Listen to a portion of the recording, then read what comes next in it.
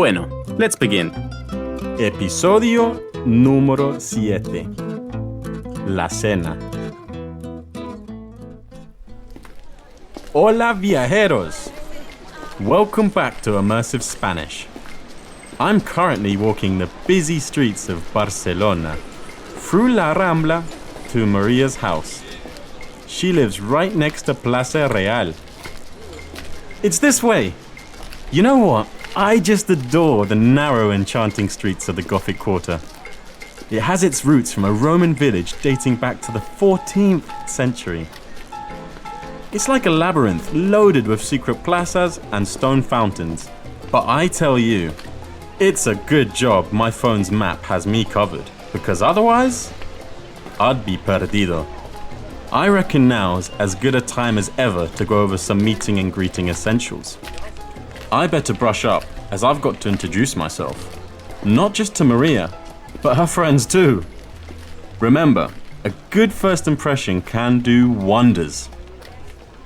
In English, when meeting somebody for the first time, we typically say, "Pleased to meet you." In Spanish, they would say, "Encantado de conocerte," or just "encantado." Encantado literally translates to enchanted. It's not a word we typically use in English, but think of it as being delighted or thrilled. Remember to be soft on the D. The letter D, if placed at the end of a word, is pronounced very softly. Some accents barely pronounce it at all. Let's say it together. Encantado. Encantado. Oh, and if you're a female, then you would say encantada. In most cases in Spanish, masculine words will end in an O, and feminine words will end in an A. Think about it. Have you not heard feminine and masculine versions of the same name? Well, how about Alejandro and Alejandra? Or how about Antonio and Antonia?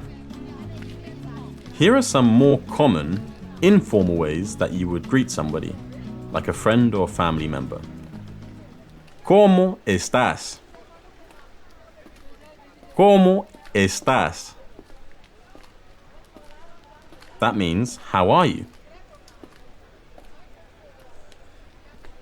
¿Qué tal? ¿Qué tal? Translates to what's up. This is a very common way of greeting in Spain. ¿Cómo te va? ¿Cómo te va? How does it go for you?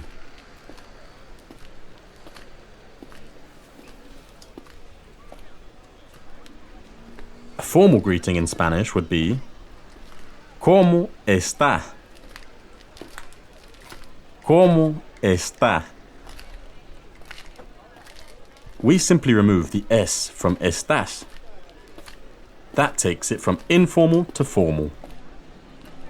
Right, here it is. Number 16, floor 2.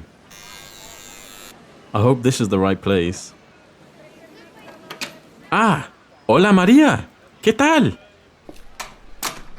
¿Vamos arriba? What do you think vamos arriba means? Vamos means let's go. And arriba means upstairs.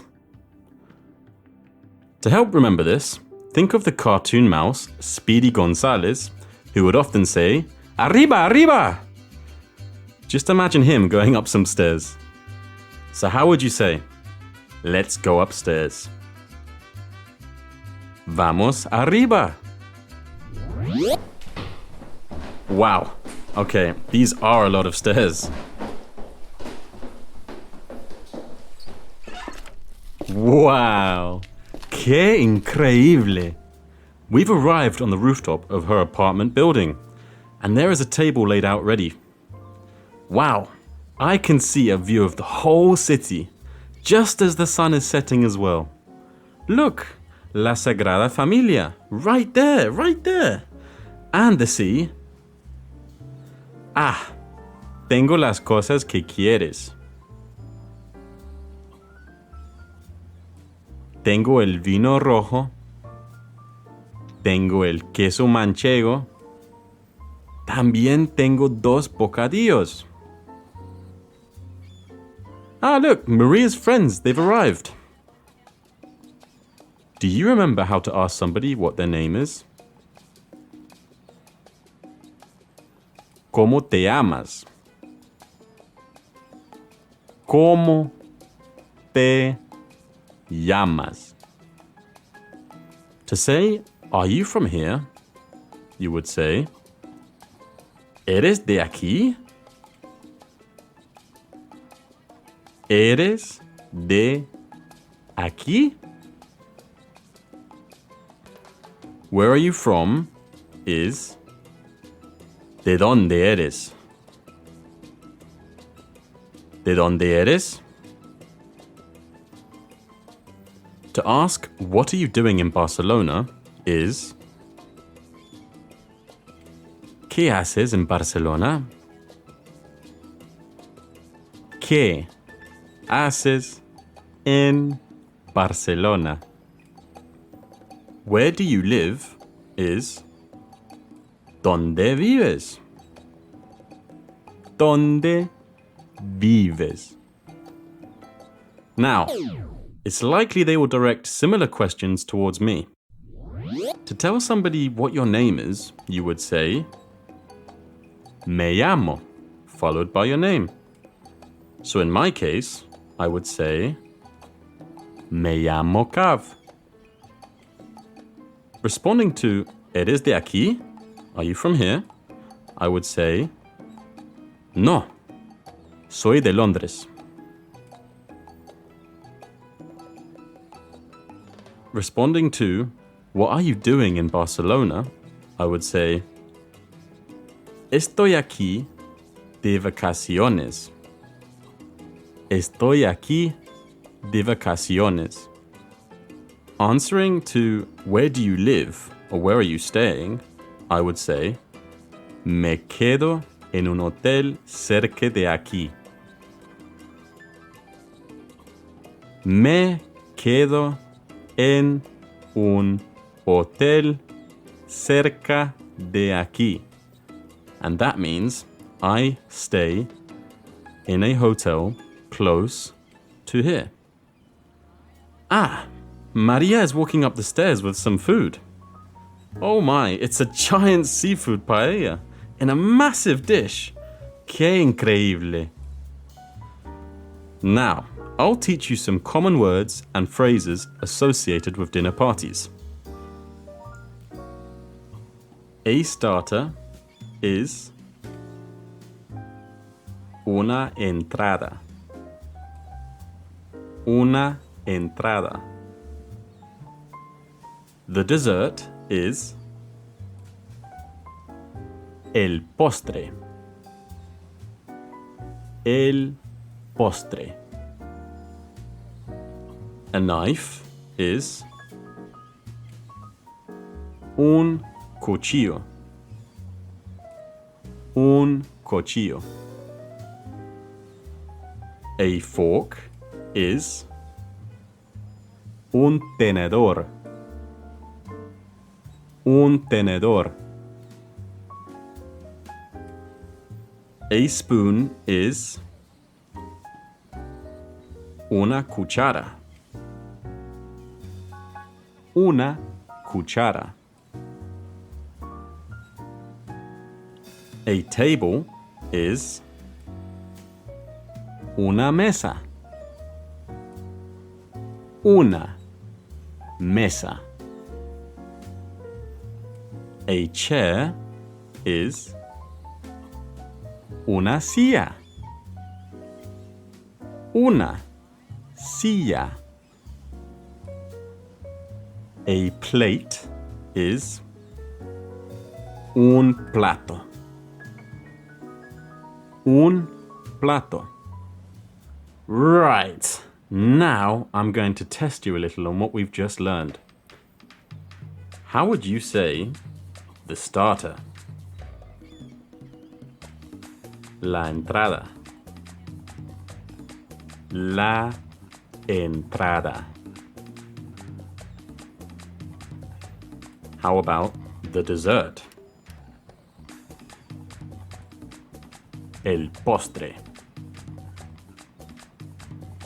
El postre. How would you say a fork? Un tenedor. Un tenedor. How would you say a spoon? Una cuchara. Una cuchara. How would you say a knife? Un cuchillo. Un cuchillo. So how would you say a table? Una mesa. Una mesa.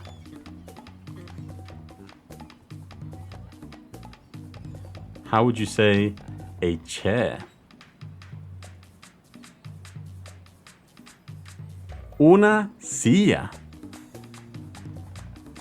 Una silla. Last but not least, how would you say a plate?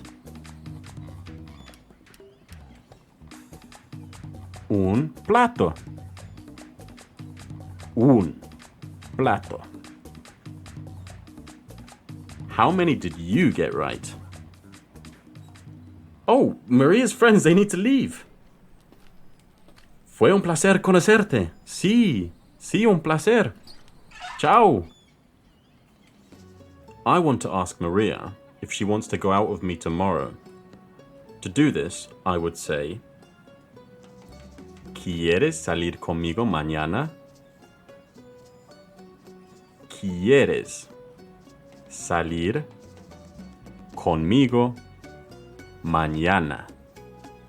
One more time. ¿Quieres salir conmigo mañana? Well, she's told me she is indeed free tomorrow, but only on the condition that I take her to the zoo. So, join me next time as we visit El Zoológico de Barcelona. Hasta luego. To really consolidate what you've learned, go back and repeat each episode of Immersive Spanish until you can remember all the words we've learned together.